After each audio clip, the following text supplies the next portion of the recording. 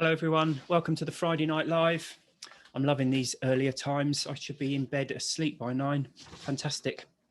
Hi, I wanted to ask why alcohol-free drinks can cause hangover-like symptoms. I had on a couple of nights been drinking an alcohol-free gin and tonic, only one, very low sugar, so it's not that. So there's been a discussion in the group on this, and people saying there's something in the drinks that can cause hangover-like symptoms. I have, as ever, my own ideas on it. I think two things. Firstly, if there is a very strong association between a certain flavour and or a certain thing that you go through, like a procedure or something, like, you sit down and you pour yourself a drink, and alcohol, sometimes your brain can be tricked into expecting alcohol. It's the same way as if you're really anticipating a drink and you kind of like feel really tense and unpleasant. I think it's your brain like getting ready to counter things, and that can happen.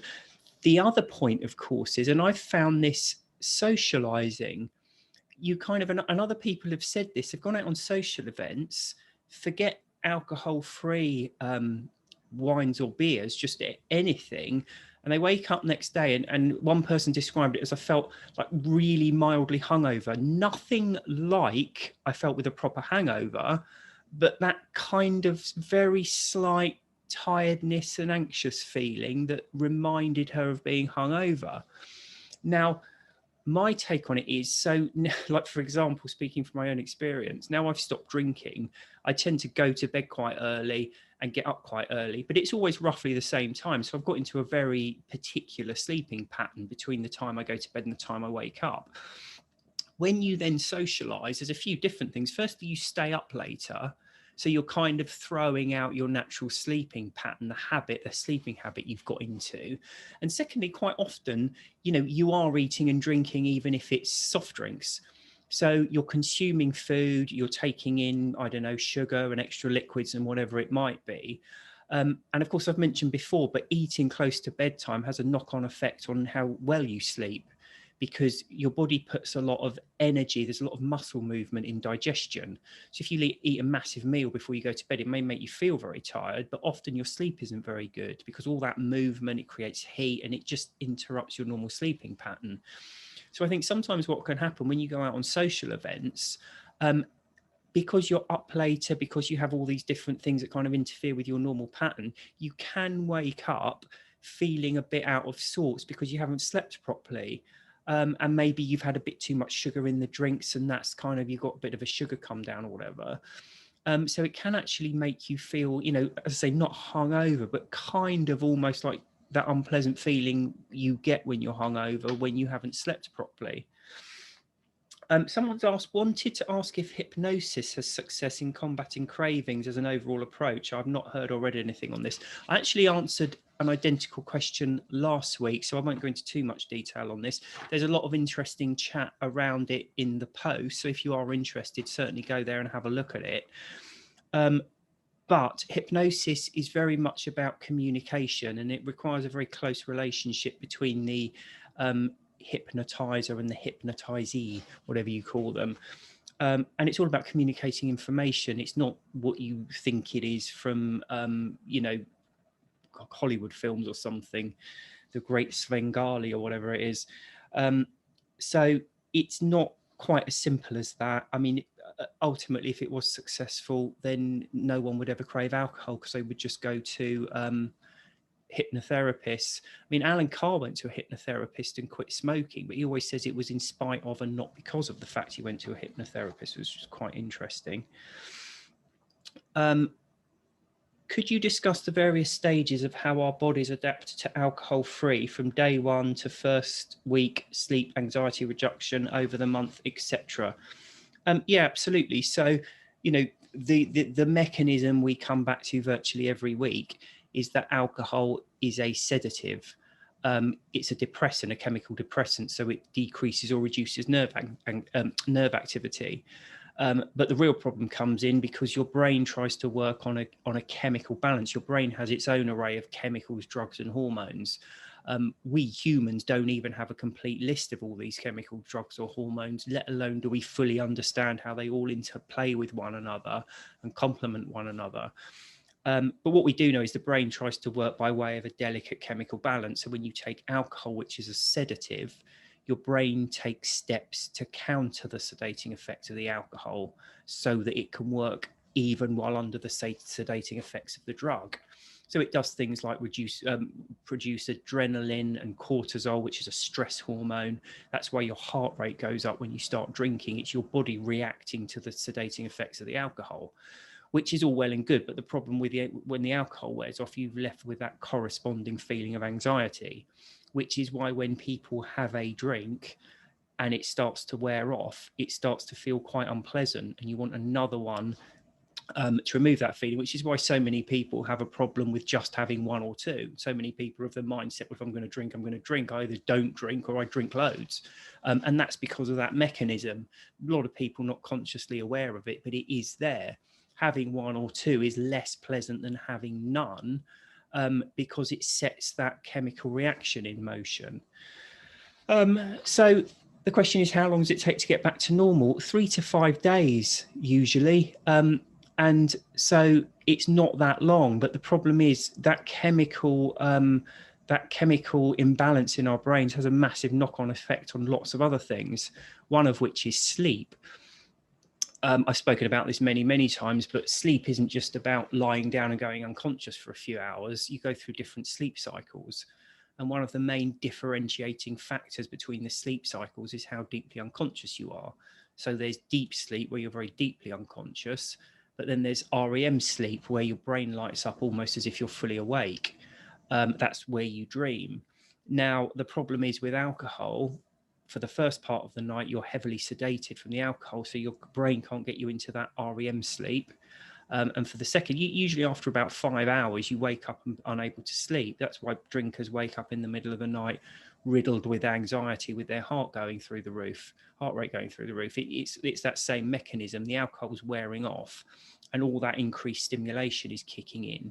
It's the equivalent of, setting an alarm. Drinking alcohol is equivalent of setting an alarm for 5 hours after you go to bed and getting up and drinking 3 jugs of strong black coffee. That's what it does to you. So because of that impact on sleep, although your brain chemistry goes back to normal within 3 to 5 days, the impact on sleep can reverberate for weeks. Because if you are a regular drinker, for as long as you've been drinking for, you will not have gone through a proper sleep cycle at night, which is why one of the reasons why drinkers tend to be very lethargic and tired and lacking in energy all the time, because they never sleep properly. And it can take a long time. So with sleep is a habit. So if you set an alarm for 3 a.m, for 5 nights and then turn your alarm off on the 6th night, you will still wake up at that time because you're in the habit of waking up at that time.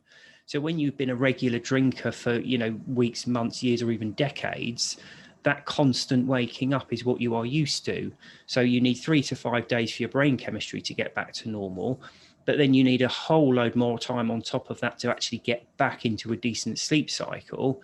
And then at that point, you need to sleep however many nights sleep you need to get to catch up on all the days, months, years, decades of lost sleep.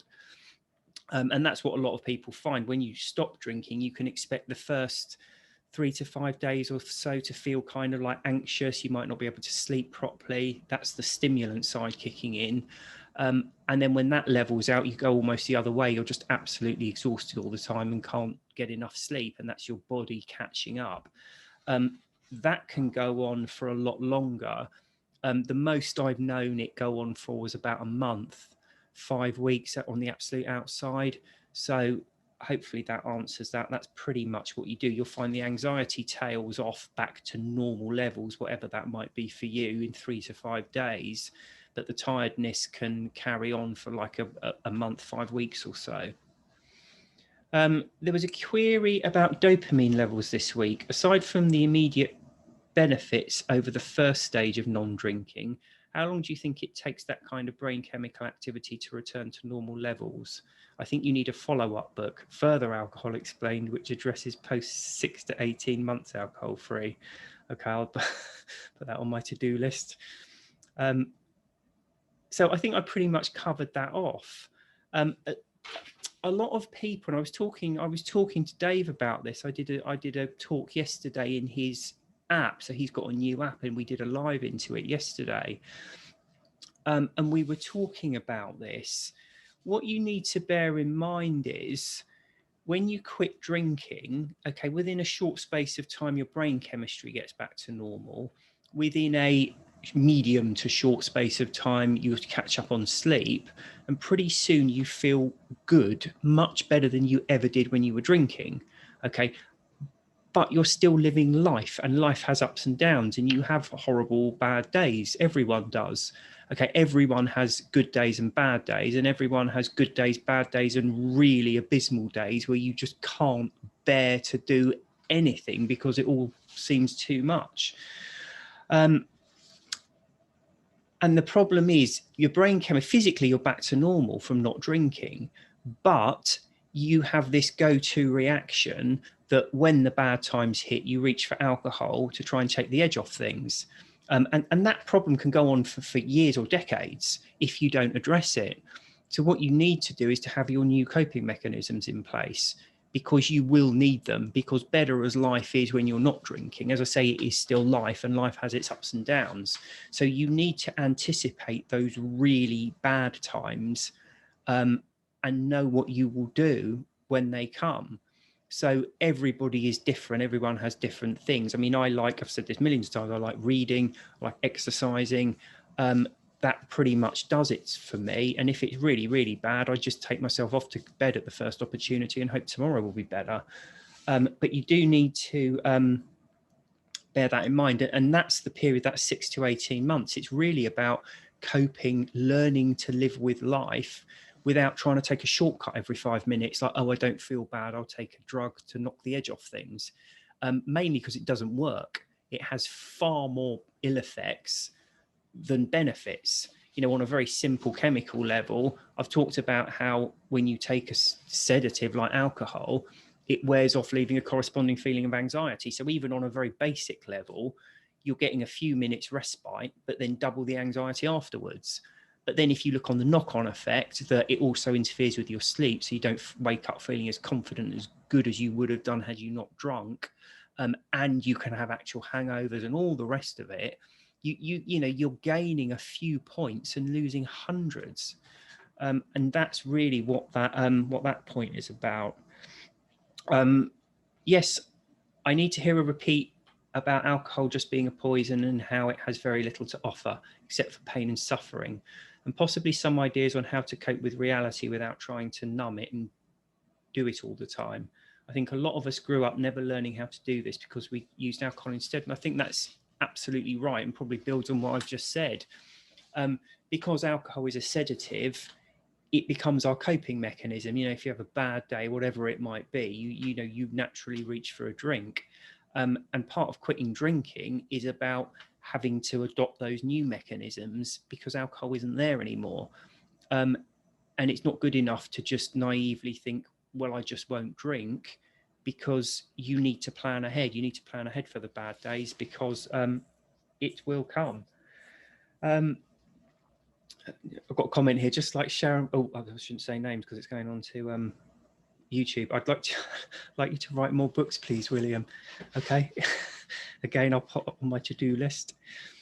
This is a good one, actually. So this next one is something that I think is very worthwhile talking about. I don't think it's spelled out in either of the books. So I think it is worth talking about. I think I spelled it out a bit more, in a bit more detail, a bit more obviously in the course, but I think it's well worth talking about. I would like to understand the madness that makes me want to drink when I'm feeling good. I struggle to just enjoy feeling good and drink to feel, in inverted commas, better. Of course, it's all downhill, and I end up feeling horrendous, regretful, and angry at my own self-sabotage. I think some of us, quite a lot of us, are also used to numbing feelings, even good ones. Someone else then, there's a separate comment here. Can you talk in more detail about binge drinking? I'm really struggling to make it past 2 to 3 weeks. I also then drink because I'm happy never to drown sorrows. Why is this? So I think this is a very, very important point. We've got the basic idea in place whereby alcohol is a sedative and leaves a corresponding feeling of anxiety. So for regular drinkers, the big benefit of those daily drinks is no more than alleviating that chemical imbalance that the previous drinks caused, which is fine. But then we get to the point and you have the question, well, what about one binge drinkers? So these are people who go into their drinking sessions without having the withdrawal from the previous drinks. They're just feeling absolutely fine. And kind of in tandem with this, people who drink because they're happy, because I've just spoken about how alcohol is a sedative. So you can understand how if you're going through a bad day or you're miserable, you want to reach for a drink because it will anesthetize those negative feelings. But then why would people drink on joyous, happy occasions? And I think this is a very interesting point, and it's useful to keep in mind the basic concept here that alcohol is a sedative. Okay, people will tell you that alcohol will release endorphins. Endorphins are a naturally occurring chemical that make you feel good. They don't. Okay, they can't release endorphins. It is a sedative. All it does is leave you feeling slightly dulled. So how do we get into this situation then when people want to drink? And I think there's a few points here that are quite interesting. So the first comment there, I think some of us, quite a lot of us, are so used to numbing feelings, even good ones. So I won't tell anyone what they feel and what their experience is, but I will tell you what my experience is. And in fact, it ties in with the second comment here. I never tried to numb the good feelings, but for me, it was as the second person said it. Oh, no, in fact, it was the first person. I struggled to just enjoy feeling good and drink to feel better. And that's what it was all about for me. So I was a binge drinker, and something good would happen and I would want to celebrate with alcohol.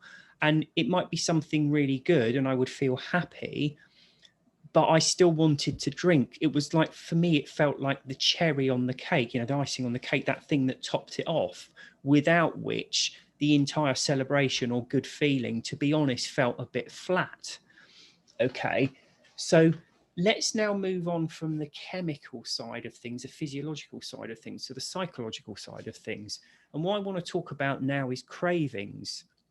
Okay, I refer to cravings as a conscious thought process by which we start to consciously think about having a drink and essentially fantasizing about it. Okay, so whatever the situation is, it's a drinking situation and part of you wants a drink, so you start thinking about alcohol. Now, in extreme cases, it is exactly what I describe it. It's a craving. You are sat there incapable of thinking of anything else apart from how nice it would be to have a drink and how miserable you are without alcohol. Okay, and I've spoken about this a lot of times. It's in all the books, it's in the courses on the website. That is what a craving is. It's that conscious thought process by which we firstly fantasize and then tease ourselves with the possibility of the reality, the possibility of actually taking a drink. But they don't have to be that obvious, okay? Because if you are sat there at a social event and 99% of your brain is taken up with thinking about how miserable you are without alcohol, you're not engaging in the social event, you're not enjoying it, you are miserable, not because the social event's not enjoyable, but because you're not concentrating on the social event. You're just thinking about how miserable you are without a drink. Okay, and that's how I describe cravings. But they're not always all or nothing. Sometimes you might be sat at a social event and you might be chatting to someone and you might be fairly happy with things, but the thought of the alcoholic drink is in your mind, but it's not taking up all of it. It might only be taking up 20% of it or so. You just feel like there's something missing because you're not drinking. And this is the key. This is the key psychological thing with alcohol. When you start to believe you need it in certain situations, you create a self-fulfilling prophecy, because while you're thinking about drinking, you're not able to enjoy what's actually going on around you. And that's why we end up with these deeply held beliefs that I can't enjoy a celebration without a drink. When something good happens, I need a drink, because it's that same mechanism. As soon as the good thing happens and you start thinking about alcohol, you're not really concentrating on that good thing. Part of your mind, 10%, 20%, 80%, whatever, is now involved in kind of like an unpleasant mental tantrum about whether to drink or not. So instead of just relaxing and enjoying the good feelings, part of your brain is taken up with it, with this tantrum, this craving process. Now, when you then have the drink, you free up your mind. You stop having this craving, because obviously there's no point thinking about something and whether to have it or not if you're already having it. So what drink does, it's purely a placebo at that point, because in having a drink, you're no longer thinking about alcohol all the time, and you can concentrate on the good thing that's happening. So our experience of it is something good happens, and I don't really engage in it and really enjoy it unless I start drinking. So that's why we end up drinking to feel better. What it's actually done is, say something happens that should be providing you with 100% happiness. If you're not drinking, you may only be getting 40 or 50% happiness, because half of your mind is taken up thinking about alcohol. And in removing that distressing mental conundrum, you are then able to properly engage on that good feeling. And that's what it is. And that also explains, like, I was a binge drinker, and I would just, go all week not drinking, but still drink at weekends. And if I didn't drink, I was pretty miserable. And that's because I couldn't engage in anything that was going on, because Friday night was my drinking night. And if I couldn't have a drink, I wasn't enjoying it because I was thinking about alcohol. So that's where it goes to. And I mean, the answer is the answer to everything. It's changing your mindset. You start to realize how false it is. Think of it in its simplest terms. It is a sedative. Okay. It's like removing a bit of your brain function. If something is good, something good is happening, you want to enjoy it as much as possible. The last thing you want to do is take a sedative so that you're numbing yourself to those good feelings, which is what you do with alcohol. I'm 100 days sober after 5 years of daily drinking. Well done. I keep getting really over the top in conversations with people about everything or anything, and then it gives me a feeling of anxiety. Do you think there's chemicals in my brain making me a bit manic after all these years of abuse? It feels like an adrenaline rush. I am drinking 3 filter coffees every morning. Would this affect me? I would say that's a big yes. 3 filter coffees is quite a lot of caffeine. And you might find if you cut those down a bit, you're slightly less manic.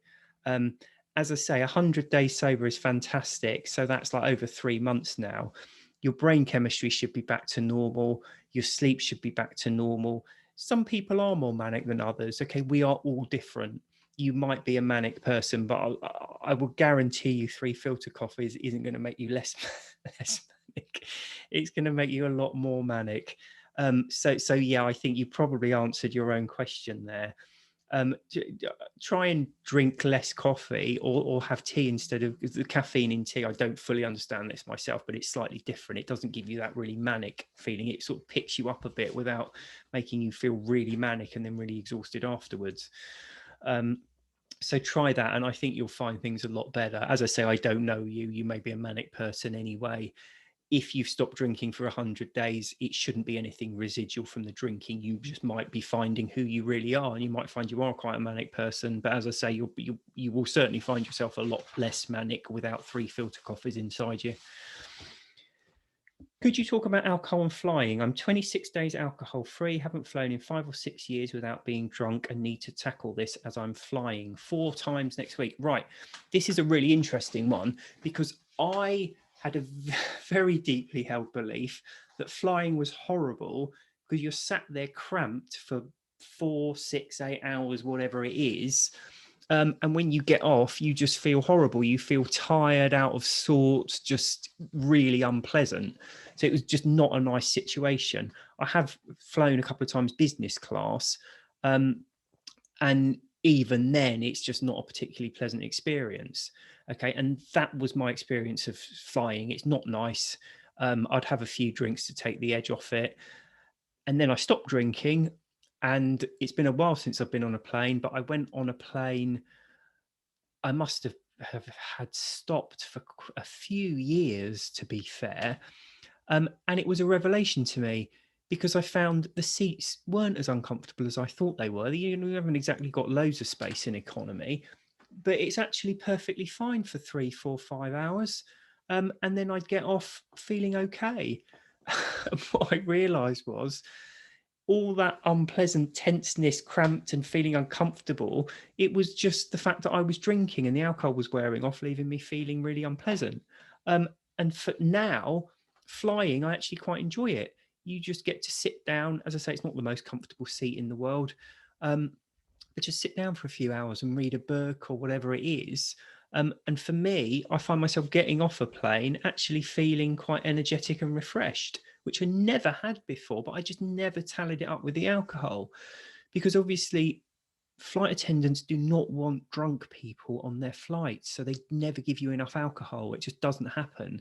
They serve a drink, and then if you keep asking for more and more, they deliberately bring them very slowly, or tell them they're not serving drinks every round shortly and start ignoring you.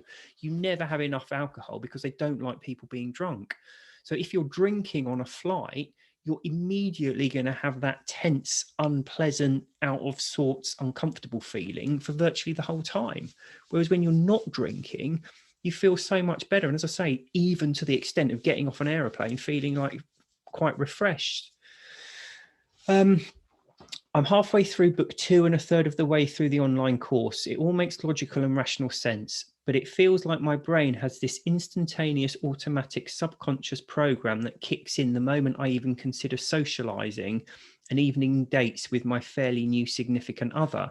I understand that if we fully understand what alcohol really does to us, then we shouldn't even want it. After all, who would, right? But even though I feel I get it, it just feels as if the association is stronger. I appreciate that the subconscious aspect needs reprogramming until another associative pattern takes over. But can you advise any additional ways to override this subconscious program, please? On the other hand, I'm nearly there. It's just this last annoying bit. So well done, because it sounds like you really are nearly there. But I think the one thing you may have slightly misunderstood. I understand that if we fully understand what alcohol really does to us, then we shouldn't even want it. Okay. So reading the books, doing the course should put you into that state. Okay. It should put you into that mental state where it's doing nothing for you. It has zero benefits and you'll be way happier without it. Okay. But we humans quite often need to experience things to truly get to grips with them. Okay. There's two ways people learn. Okay. They learn academically and practically, some more so than others. So some people it's 10% academic, 90% practice. Okay. Other people it's the other way around. It's 90% academic and 10% practice. We're all slightly different. Okay. But everyone needs a bit of practical application to really gel things home. And it sounds to me like that is what you are missing here, because you haven't done it yet. Okay. It's limited what I can do. I can do give you the books, get you all prepared at everything. But at the end of the day, you need, have you seen that Indiana Jones film, The Last Crusade, where he's at a chasm and it's just this massive drop into nothingness. And he has to just step off. And so he steps off and it turns out there's a path there. It's just kind of camouflage. You can't see it. It looks like a massive drop, but he just steps onto the path. That's where you are now. You're peering out over what you think is a chasm, and you need to step forward and trust that there's a path there. You do that by going out and not drinking. Okay, it's like, you can lead a horse to water, but you can't make it drink. You have to take that final step yourself. That has to be you taking that step. And when you do it, you understand now how academically, yes, you can absolutely enjoy yourself on social occasions without a drink, but of course you're still nervous. So I was previously a paratrooper, right? So when you go into the British Army to be a paratrooper, firstly you do your basic infantry training. Okay, then you do something called pre-parachute selection, which is a selection procedure by which you pass, and then you're able then to go on to the third phase, which is the wings course. So you went off to Bryce Norton for 2 weeks and parachuted.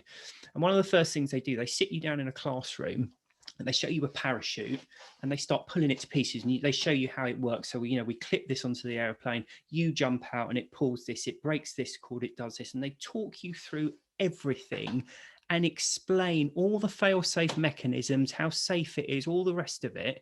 So you're sat there and you can understand, yes, this is going to be okay. They've done everything they can to make it safe. I can do this. Okay, so they're giving you that academic belief that it is something you can do and that you're not just going to drop to your death. But trust me, when you're there and that door opens, it was one of the most terrifying things in my life. I've still got it ingrained in my memory. I remember banking round over the A40 in Oxford in a thing called a sky van, which is what, I don't know if they still jump from this, but you did your first part. It's literally a Ford Transit van with wings that just judders up into the air. And you jump out and it feels like the most terrifying, unnatural thing in the entire world. I mean, it's bad enough flying, being in this like little cylinder that's flying through the air at however many 100 miles an hour. But trust me, it feels so much worse to just step out of it. But of course, when you do it, the parachute opens, you land safely, and you're like, "Oh, okay, this is okay." And then when you go to the second parachute jump, it's not as scary because you've done it, and you start to get faith in the system. And the more you do it, the less terrifying it is. And that's exactly what you've got here. You've done the academic work, but you've still got to step out into the chasm. You've still got to step out of the aeroplane and see if the parachute opens. It will, and you know it will, but you've still got to do it. So you just remember as well in, I think the second, you said you're halfway through the second book. The second book has some chapters later on, like I think they're called the tipping point, by which you identify those parts of the evening that you think are going to be most challenging, and you go through it in your mind before you get there.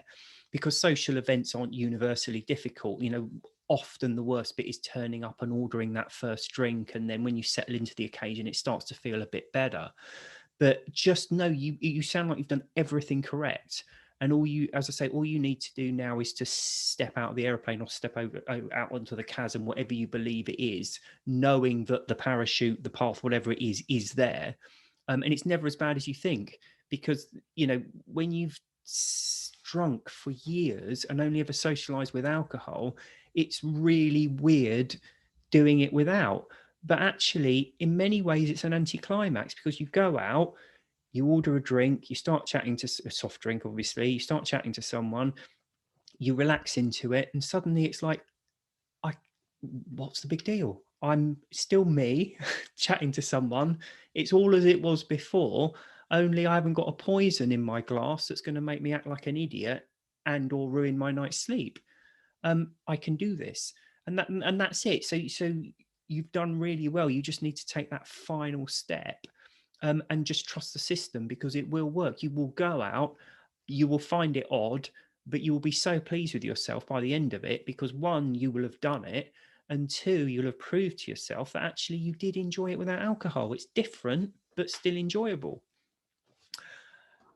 Hi, William. While I was trying to stop drinking, I contacted my local drug and alcohol team to seek help, but the help they offered wasn't great.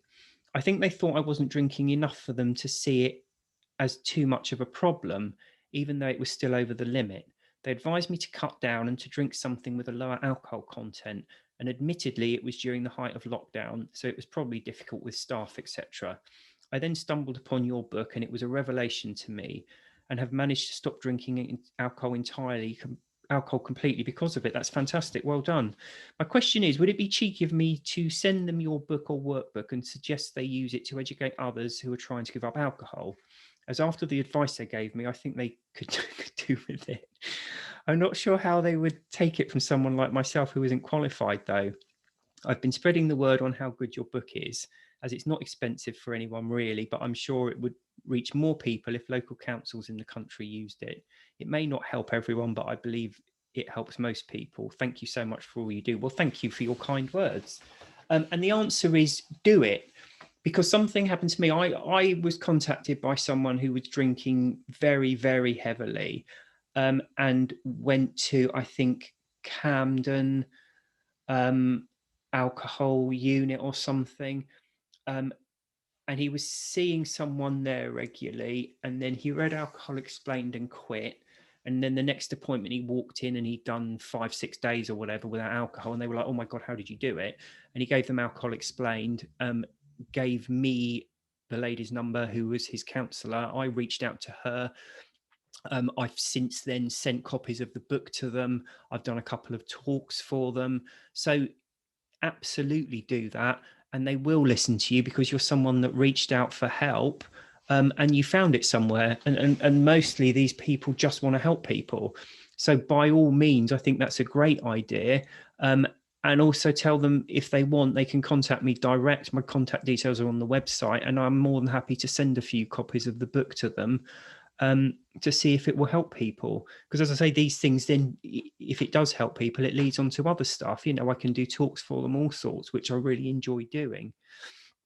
And unfortunately, it is how it works, because, you know, like everything that's publicly funded, it's constantly being cut. So they probably have very limited resources. So they are unfortunately probably going to target the people who are in most immediate desperate need, i.e. people who are drinking, you know, your 2 or 3 bottles of spirits a day drinkers. So they're going to be concentrating on that. And if you're turning up, you know, not in that boat, unfortunately, you can probably expect to be shuffled down the line a bit. Not their fault at all. It's just the nature of the world we live in. People don't like paying taxes, but of course, taxes are what provide these organisations. So please do send it. And as I say, to ask them, you know, if they like it or they're interested, contact me and we can do something. I would like the topic of why it's so hard, or seems so much harder, once you have a good streak of not drinking, relapse and try to get back up and stay up. It is because when you are in that cycle, the best way to feel good is to have a drink. Okay, let me change that. It's not the best way. The quickest way to feel good is to have a drink. Okay, when you're drinking regularly, when that oversensitization kicks in, you feel nervous, out of sorts, timid, afraid, and generally unpleasant. When you have an alcoholic drink, it anesthetizes that, it corrects the chemical imbalance, and you start to feel relaxed, confident, and happy. Okay, so when the withdrawal kicks in, it causes an unpleasant feeling, and the next drink gets rid of it. Okay, with the withdrawal, there's 2 ways to get rid of it. One is to wait 3 to 5 days, or the other one is to have a drink. And that's the problem. We don't want to feel good in 3 to 5 days. We want to feel good now, because we feel really horrible with alcohol. It really leaves us feeling timid and unpleasant. And so it's very hard to get going with it. It's so easy to put it off till tomorrow. And that's what people do with a lot of drugs, smoking as well. It's the same mechanism, because when we have something difficult to do, if we feel mentally and physically strong and resilient, we can get on and do it. But when we start to feel ill or weak or out of sorts, we want to put it off. Okay, and that's just totally natural. It's nature's way. You know, animals that are injured or ill shouldn't be out taking risks and trying to, you know, do exciting new things. So when you hit the withdrawal, there's an immediate, very strong, very powerful tendency to want to put off anything difficult you're doing. And the most difficult thing perceivably that you're doing at that time is stopping drinking. So it always feels like the wrong time. It always feels like, yes, I will stop, but just not tonight. I'll do it tomorrow. Tomorrow will be better because I won't have this, I won't have that, and blah, blah, blah, blah, blah. But it's never the right time to stop, because it's never a good time to feel rubbish. And you have to accept that when you do stop drinking, you do have those 3 to 5 days where you feel really bad. The first 24 hours is the worst, and it gets incrementally better after that. But you do need to go through it. And it's very, very easy to just keep putting it off. Because as I say, if you're sat here now feeling horrible, knowing you're probably not going to sleep tonight because you've been drinking for up to 10 years and this is your first night not drinking, it's so easy to just think, you know what, tonight is just not the night to do it. I'll do it another day. And that's the thing. So again, talking about all the preparation, all the rest of it, but there does come to a point where you have to grit your teeth and go through it. And that's it. Is as simple as that. I've said this many times. I'm not a big proponent of the take each day at a time, because I think people should be embracing sobriety and enjoying it. You shouldn't be living each day, taking each day as it comes. But actually that can work quite well for the first few days. Just tell yourself you're going to go through those first 3, 5 days, week, whatever it is, just to get those first few crucial days of sobriety under your belt. And that really is the key. You need to do whatever it takes just to get that under your belt. As I've said it many times, it's like moving a huge boulder, really hard to get moving. But when you start going with it, it starts to pick up momentum. It gets easier and easier. Hope that was useful for everyone. Have a good weekend, everybody. And I shall post on Thursday to see if there's interest in a live next week. And if there is, I shall see you all then. Good night.